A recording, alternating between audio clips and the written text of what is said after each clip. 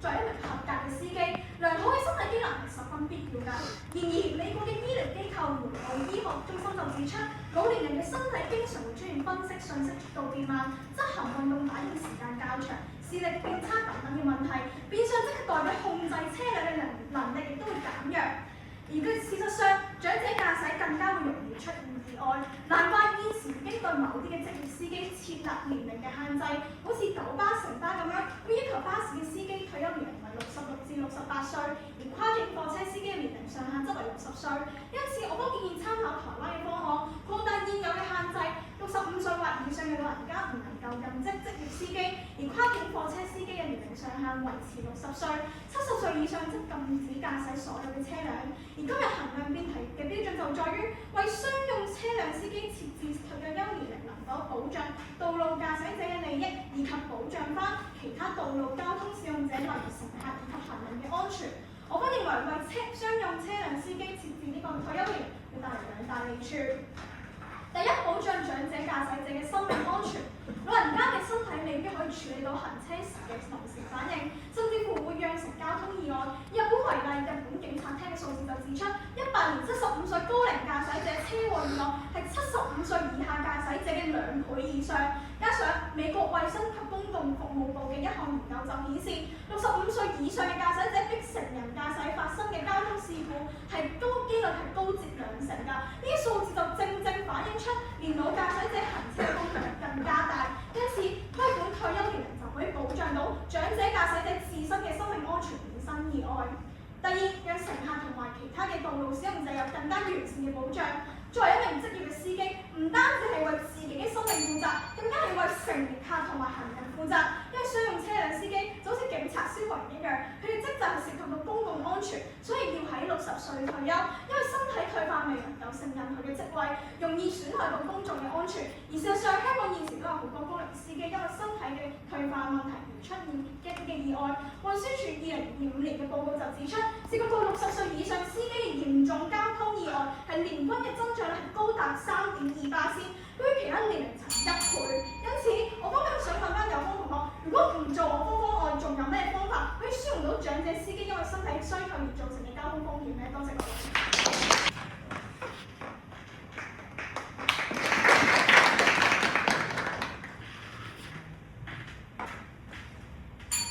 主席、評判在座各位，大家好。今日有方同我哋講話，長者嘅視力會變差，同埋會令到有更容易出現意外呢個可能性啦。咁所以有方就係想同我哋講，年紀大就等於唔健康。但係我哋見到嘅係台灣13位健康專業教授共同指出，駕駛能力主要係取決於個人習慣，年齡因素只不過係佔25%以下，反而吸煙、飲酒等壞習慣影響更加大，接近50%。更容易引發心臟病同埋高血壓，咁係咪應該所有有不良習慣嘅人都應該禁止揸車呢？年齡只不過係眾多因素之一，唔代表所有年長司機身體都差，所以立法必須平衡權利同埋公眾利益。既然健康先至係關鍵，所以啱有方問仲有啲咩可以解決呢個問題？我哋應該要求所有年齡嘅商用車司機提供體格檢驗證明書，檢查血壓、視力、肌肉等狀況，咁樣比硬性規定退休年齡更加實際。衡量辯題就要睇規管退休年齡能否保障全港市民權益。我方反對辯題原因有二：第一，違反比例原則，損害管治威信。法律上面嘅比例原則係指制定法律嘅時候唔能夠過度懲罰，否則只會剝削人嘅權利。亦都要考慮嗰個原因係咪直接導致影響公眾嘅結果。例如有人用刀傷人，唔代表要全港禁止用刀。而運輸署2024年數據顯示，年輕商用車司機意外率遠高於長者。以的士為例，20歲至24歲司機意外率高達6.8%，而65歲以上僅達2%，係各個年齡層裏面最低嘅。而北一女子大學公社科教師陳慧女指出，當年齡並非導致意外嘅直接同埋唯一因素嘅時候，立法限制就會欠缺正當性，只會令公眾質疑政府立法標準，損害管治威信。第二，政府帶頭年齡歧視，加劇人手短缺。當年齡同埋健康並冇直接嘅關係，意外率仲比其他年齡仲要低。如果強行規管，咁只會係年齡歧視。有全港40%嘅的士同埋小巴司機都係65歲以上。一旦立法強制退休，政府唔單止會係大頭旗幟，仲會係引發起人手短缺危機。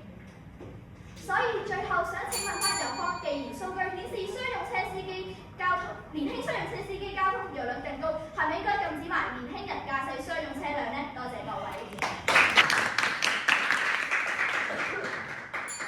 主席、評判、有方和在座各位大家好，關有方同學就問我方。成年人佢哋嘅意外率都好高，咁咪又要禁止啊！首先，我方主編已經提到，由長者造成嘅嚴重交通意外增長率比任何年齡層都高，反映佢哋發現交通意外帶嚟嘅傷亡風險比其他年齡層都要大。再者，成年人出現交通意外多數都係可以控制嘅因素，例如超速、酒駕等。現時已經有唔同嘅法例去阻嚇以上嘅行為，例如係監禁或者釘牌等等。但係老人反應視力變差，發生意外又有咩交通政策去處理呢？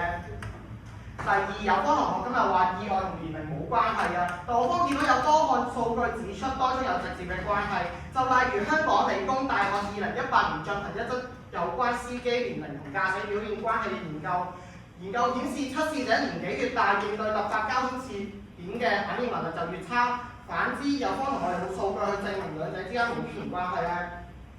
回歸辯題，事實上為商務車輛司機設置退休年齡，可以保障到道路使用者同埋年老駕駛者自身嘅安全。商用車輛司機需要有良好嘅視力同埋體力去控制車輛呢，呢一點我相信大家都唔會質疑㗎啦。然而，隨住商用車輛司機身體嘅衰老，佢哋嘅反應力同視力都會下降，影響佢哋控制車輛嘅能力。香港理工大學2018年曾經進行一則有關司機年齡與駕駛表現關係嘅研究，研究團隊邀請咗年齡介乎於45至80歲嘅司機進行模擬駕駛測試，如果發現測試者年齡越大，佢哋應對突發交通事件嘅反應能力就越差。而除咗我方主編提到嘅香港數據之外，歐洲執行委員會所做出嘅研究亦都指出，比駕駛者中長者比任何人都要危險。75歲以上嘅駕駛員死亡率係普通駕駛者嘅5倍，所以修訂駕駛者年齡上限，正正可以保障到年長駕駛者唔會因為身體機能衰退而發生致命嘅交通意外，最終帶嚟一大利處。最後想問有方一條問題，我哋見到修訂咗駕駛年齡上限之後，可以保障到年長駕駛者同埋道路使用者嘅安全嘅時候，點解今日辯題不成立呢？多謝各位。主席、評判長各位大家好，今日政府提出咗好多唔同研究，同我哋講話，年長嘅司機點樣可以危險啲？年長司機點樣大機率啲控制唔到呢啲突發情況？但係我方同咗你講啦，其實香港2024運輸署指出啊，香港老年司機70歲以上嘅司機，佢哋嘅意外發生率係低過年輕人好多倍㗎，所以一個簡單問題問翻有關同學，而家香港現時情況就係年長司機佢哋意外發生率更加低嘅情況下，點解我哋今日係控制年長司機而唔係控制翻呢班年輕人呢？有班同學同我哋講話，而家有好多立法規管點樣唔會走醉駕等等唔同情況出現，咁我問翻有班同學，咁而家嘅意外係邊度嚟㗎？你有嘅阻嚇性有冇做到啊？冇咯，所以我方今日提出嘅方案從來都唔係設置退休年齡，而係認為應該係要做一啲身體檢查嘅年齡，咁我哋就可以減輕咗呢啲有班同學所講嘅反映佢哋不足嘅情況。我哋應該係用呢一種方法去篩選一啲唔適合嘅司機，而唔係單一就係話長者自然就係危險，長者就會發生意外。我方主編問我今日意外率最高係年輕人嘅時候，有方係咪應該禁止佢哋揸商用車？有方答唔到，因為有方都知呢個方法根本又唔治標又唔治本。其實只要好似美國咁樣，佢哋實施嚴格嘅體檢制度，司機每2年進行體檢需要醫生嘅證明，但係高齡人士嘅撞車率就降低咗近一半，降低至0.6%先。可見香港其實加強體檢制度都係可以解決到問題㗎。其實要剝削一個人揸車嘅權利需要好強嘅依據，例如2018年大埔九巴車禍被告控300項控罪，先至判咗終身停牌。2016年一個7人車司機醉駕撞死一個市民，被告5項罪行先係停牌咗10年。如果淨係因為高齡就剝奪咗佢哋揸車嘅權利，根本就違反立法原則。英丁老就一定會有危險，所以由方先嚟解釋一下，一嚟外國冇規管退休年齡嘅時候，點解長者嘅意外率更加低，因為長者係咪個個都會好似上面嘅判例一樣，嚴重到全部都要終身吊銷佢哋嘅駕駛執照咧？有個同學口口聲聲同我哋講到話，我哋係保障嘅司機嘅權益，保障緊全港市民，但係你又點樣保障翻司機冇咗呢份工之後，佢哋日後嘅生活點樣保障翻佢可以揸車嘅權利咧？多謝各位。主席評判有方同學就各位大家好，聽日有方同學發言嘅話，大家以下好。第一，今日有方同學話成年人嘅交通意外率高啲，所以唔應該控制老年人，所以老人家嘅駕駛風險就唔大。但其實有方同學嘅比較同學好有問題。點解交通風險嘅嚴重程度係睇幾多單意外去決定，而唔係睇意外嘅嚴重程度去決定嘅呢？情況就好似一宗意外傷亡2個人，同埋一宗嘅車禍死咗5個人，邊一個嚴重啲呢？明明運輸署嘅數據都顯示，60歲以上司機嘅嚴重交通意外增長率高於其他年齡層嘅1倍，而台灣75歲以上嘅老人家駕駛者致死率係65歲以下嘅2.5倍。第二，今日有同學就話可以做體檢，確保所有人都係健康先至俾佢哋駕駛。但睇翻運輸署嘅數據咧，60歲以上司機涉及交通意外嘅數字，24年嘅人數有2211個人，比起2022年嘅1446個人上升咗40%，甚至去到2025年，65歲以上嘅司機涉及交通意外嘅數量佔咗47%。如果成效真係好似有乜同你講到咁有用嘅話，點解仲有咁多交通意外發生？以上運輸署嘅數據點樣講到年齡同埋健康冇關係呢？而且現時嘅健康檢查其實係相當簡單，你所講嘅量視力量血壓可以確保到幾多嗰啲年紀比較大嘅司機喺暈一暈嘅時候係可以阻止到呢一個意外發生呢？而家只要係交份體檢嘅驗證報告就可以揾到一個續領車牌嘅醫生幫佢哋整。基本上呢啲程序係量幾條血壓，再問幾條問題就可以完成。試問又點樣確保所有人係咪真係適合嚟到去駕駛呢？反之，為駕駛者設年齡上限可以減少交通意外嘅發生，保障其他道路使用者嘅安全。香港路德會社會服務處發布嘅職業司機中風風險研究指出，職業司機中風嘅風險遠高於一般人。中風情況其實一模一樣，18歲嘅以下嘅人都唔係全部都心智唔成熟，而呢個65歲以上嘅人都唔係全部都唔健康㗎嘛。多謝各位。評判在座各位大家好，嚟到義夫位置同埋發現今日友方全場嘅結基點就係話同大家講長者不可控，但相對上酒駕等一啲因素就可控，但事實上因為我方係講咗體檢咯。好啦，我哋一副講完啦，你又話體檢冇用，但事實上我方都認㗎，但係咁係因為現行法例下根本冇規定醫生一定要為病人檢查啲咩，而我方所提出嘅方案就係要為長者司機提出一個更嚴謹嘅調查，就好似我方主持所提出，好似美國等等嘅成功例子，咁樣先能夠去確保長者係有能力駕駛商用車就好，咁樣先能夠證明長者有能力駕駛商用車。而同時其實今日有方同學我方都唔承認，如果你今日禁止所有長者揸商用車嘅話，的確係會降低意外率㗎。咁但係同樣邏輯話係咪要禁止所有人揸車咧？就好似我方主編提出刀呢個例子，當我哋禁用咗刀，的確係可以減少斬人案啦。咁但係可行性喺邊咧？現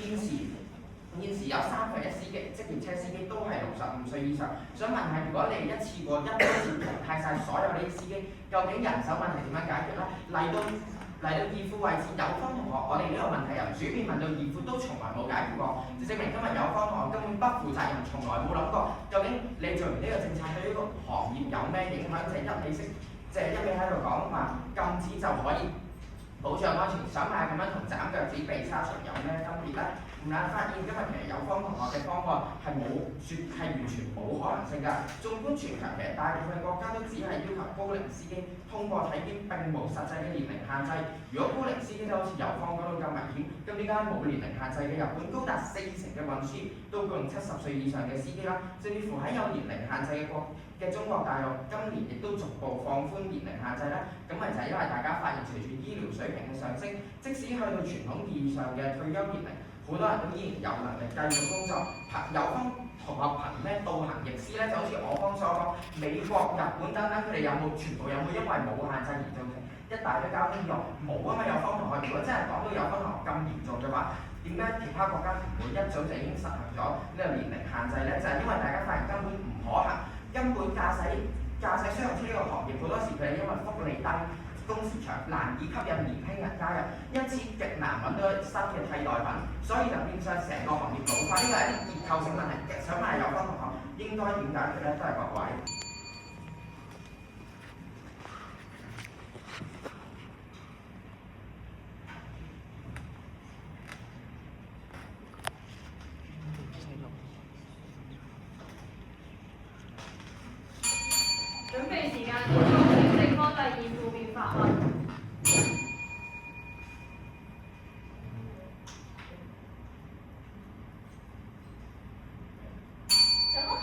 來老人家駕車就唔危險，但我剛已經講咗，美國研究過65歲以上駕駛者比成人駕駛發生事故機率高2成，香港、日本、澳洲65歲或以上嘅駕駛者致命交通意外都比一般人高嘅時候，請問有方同學點解仲覺得老人家駕車嘅風險係冇咁大呢？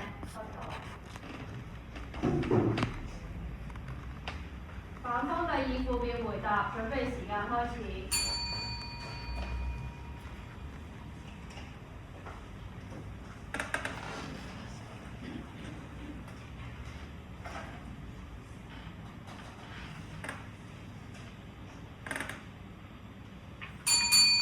準備時間結束，請反方第二附表回答。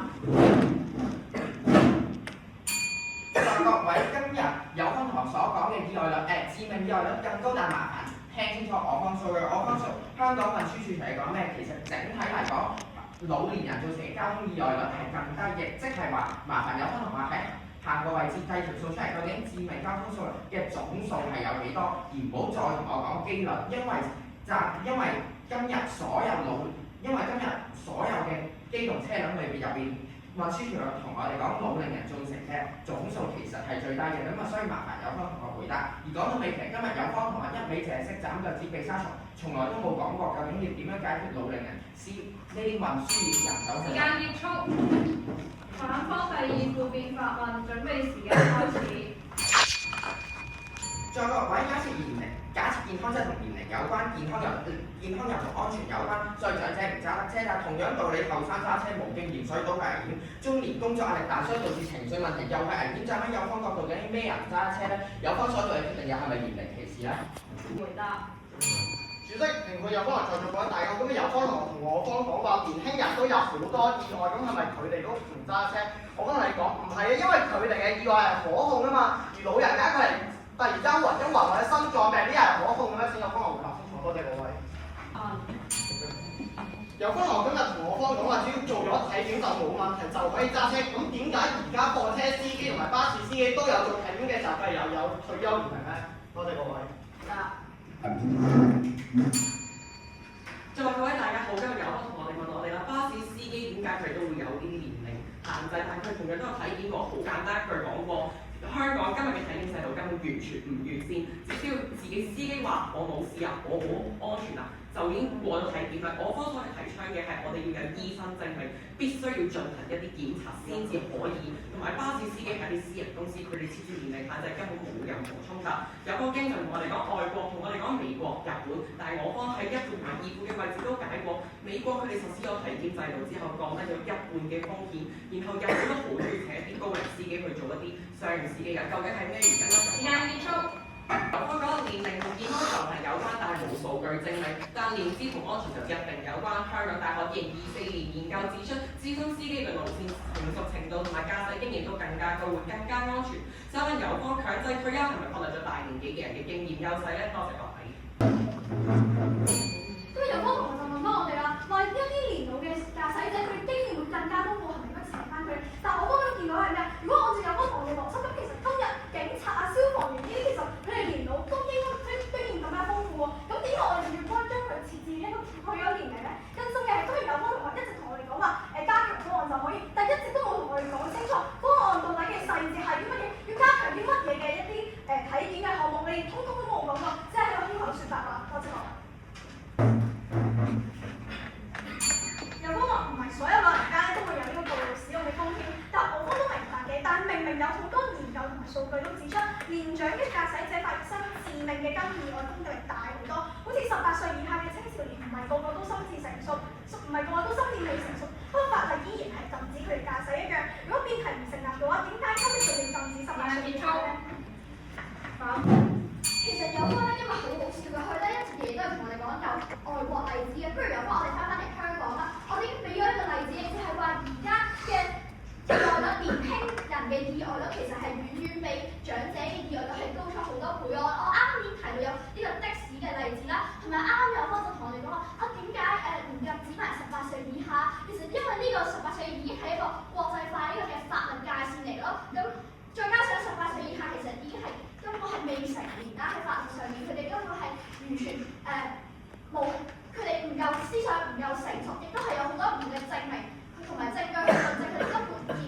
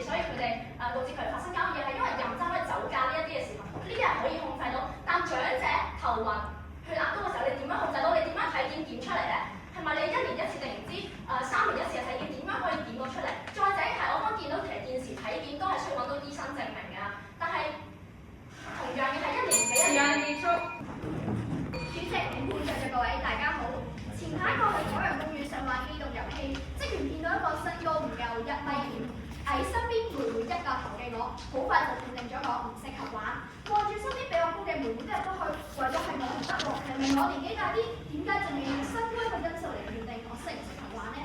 其實身高同埋年紀並冇必然嘅關係，健康同埋年紀亦都一樣。正如有方點解淨係憑住年齡一個因素就決定司機有冇能力駕駛呢？其實今日有方就喺度問我哋要點樣處理長者嘅健康問題，又話佢哋有咩頭暈身㷫睇啲點樣檢測出嚟咧？嗰啲血壓啊，但其實咧而家係健康檢查咧，呢啲血壓呢啲問題係一定可以檢測到出嚟嘅。而我方已經講咗，我哋係要完善現有嘅體格測試啊嘛。咁所以我哋真正可以做到嘅，就係透過健康檢查解決司機健康嘅問題，導致意外呢個根本嘅問題，而唔係應該將成個年齡層一刀切禁止啊。其實咧唔難發現咧，今日有方咧就係同我哋摧毀辯題喎。係啊，我哋啱問咗有方咧，點解唔禁止埋所有車？有方認咗話應該要禁晒所有車啦。咁但係其實我哋今日嘅辯題咧，淨係講個係關於商用車喎。所以其實我哋今日有呢個如果有嚴格嘅測試，咁點解長者係唔可以揸車咧？總結翻全場，我哋可以由兩方面睇。第一，法律上有方今日同我哋講咧，年齡咧同埋健康好多係緊跟相連嘅，又俾咗好多外國例子啦。但係我方全場已經講緊駕駛人嘅身體狀況其實係因人而異嘅，而年齡嘅因素只不過係佔25%以下。而更加重要嘅係法律嘅制定就好似校車咁樣，其實學校唔係每一項都用最嚴厲嘅方法處理嘅，即使有同學講粗口都唔會禁止同學講嘢。所以我哋要做嘅嘢咧，就係將有問題嘅學生抽出嚟判到，就好似商用車司機咁樣做健康檢查。呢個道理咧，有方全場咧都係唔明嘅。等同唔係所有長者身體都係等於唔健康㗎，所以咧我方咧其實問足全場㗎，點解唔批管埋有不良嗜好嘅青年咧？有方咧就話咧青年咧而家已經有法律嘅規管啦，咁但係而家可以見到，就算有法律嘅規管，點解而家都仲有人醉駕咧？咁所以已經證明呢個係唔夠阻嚇性啦。然之後佢哋就話咧，長者有好多未知嘅因素啊，冇得規管啦。但我哋已經同你講咗好多次啦，我哋要完善而家嘅健康檢查啊，所以其實有方呢條界線根本就唔合理。第二，喺道理上，今日有方咧就同我哋講咧，話咧長者司機咧意外率好高，俾咗好多例子我哋。但係我哋根本全場已經講緊，其實年紀因素只不過係佔25%以下，而我方仲要舉埋例子話，老人家意外係比一般人仲要低嘅。呢兩樣證據都喺度講緊年齡根本唔係直接關事嘅因素，有方仍然都係唔肯接受㗎。然之後但佢又冇得否認㗎。同埋咧，有方咧一直以來同我哋同關於人手管缺問題係避而不談㗎，所以有方咧就係反駁唔到啦。其實咧，之所以會有年齡歧視守則咧，就係因為咧政府咧唔贊成僱主以年齡作為聘請上面考慮啦，所以年齡根本從來唔係導致能力同埋健康差嘅因素。同埋今日我方已經俾咗好多年輕駕駛者出示到比年輕駕駛者更高嘅例子啦，有方又唔會否認到啦。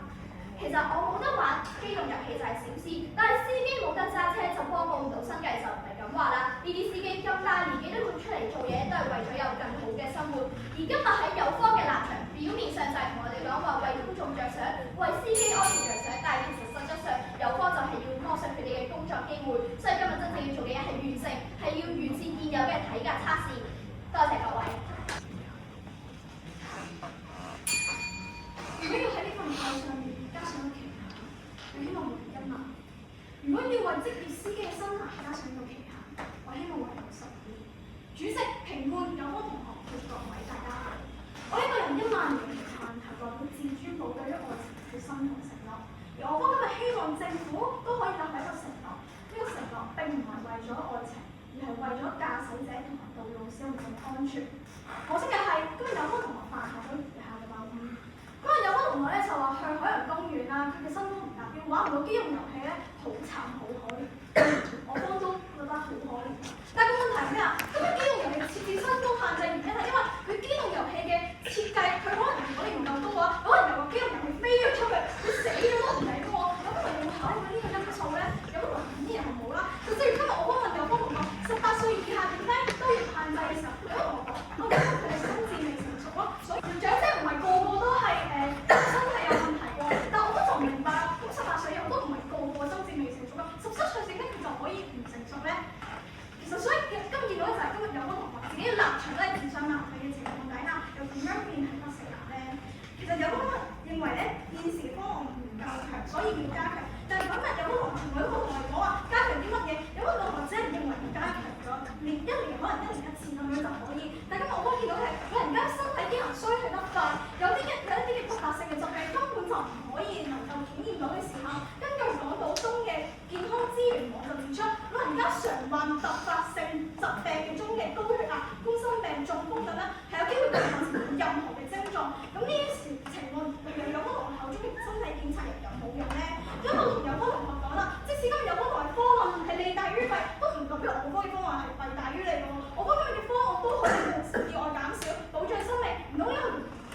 唔可以凌駕於有幫同所謂弊處？點解兩者唔可以同時實行呢？更重嘅係今日有幫同成日都話成年人發生意外多啲，點解唔禁止埋佢哋駕駛車輛？但係今日有幫同從來冇聽清楚我方講嘢，我方今日立場由頭到尾都係講話兩者要講先，但係事實上有幫同學整場嘅比賽資料都未揾清楚，先話比起一般人，長者嚴重交通意外嘅機率越嚟越高，即係話咩啊？可能年輕人只係你查一查到個車尾，但係今日年長嘅駕駛者，就佢哋可能一宗嘅交通意外就已經係撞死咗一個人啦。更重要嘅係比起一般嘅司機發生意外嘅原因，都係因為超速醉駕、毒藥駕駛咁樣等等嘅因素。現時危險駕駛條例已經限制咗佢哋，如果唔再犯法嘅話，就會吊銷牌照，甚至埋坐監。最後話今日我覺得絕對唔係歧視緊啲老人家，只係希望可以保障翻所有嘅人。我覺得見到事實就係高齡駕駛嘅釀成嘅嚴重意外風險會比其他人更高。65歲以上嘅長者身體機能逐漸衰退，佢哋反應視力體力都未必可以符合到駕駛要求。其實我方都只係唔願意佢哋去冒呢個風險，如果唔願意有其他道路使用者因而喪生或者受傷。19年2月，72歲小巴司機收唔切掣撞到行人送院之後情況危殆，呢啲咪就係面對路面情況反應唔切嘅悲劇咯。時至係今日8月份，依然係有80歲嘅